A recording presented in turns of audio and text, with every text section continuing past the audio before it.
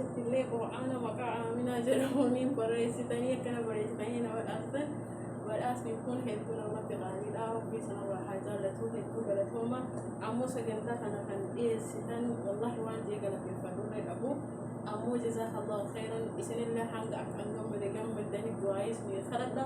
Akkasuma ustaadonni kiyyallee du'aayi naaf dabarsaa jirta hiriyoota kiyyaa hedduu naaf jabaadhaallee naa galateeffadha hiriyoota kiyya inshaallah. Akkasumas akka argamanillee eessuma kiyyaa adaadaa biyyaa fittillee ustaanii keenyaas ni mul'atu.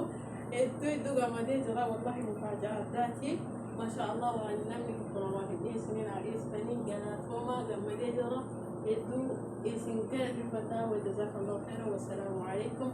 ammoo as keessa kan aanfachuu barbaade ustaana fi ustaana Najiib Haaji Jamaal kan awwala irraa haasa'ina barsiistan jazaa keessa waa isin deebisu sin qabu waan jedhee dubbadhu sin qaba hedduu ifaajjanii akka baradhee of beeku sin taasisan tokkoffaa akka ba'uummoo kan nagar qaartan jawaa maal jettan hedduu galatooma.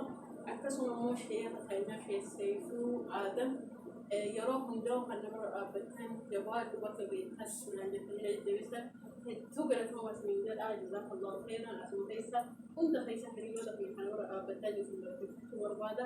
wassalaamu alaikum warahmatullahi wabarakatuh. Kasih satu lagi. Wala ajurestan.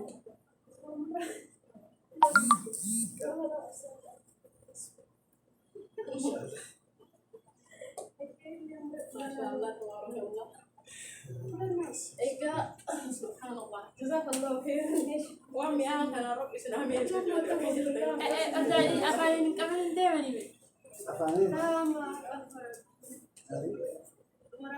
Si saya kan aku bakal kasih di bawah.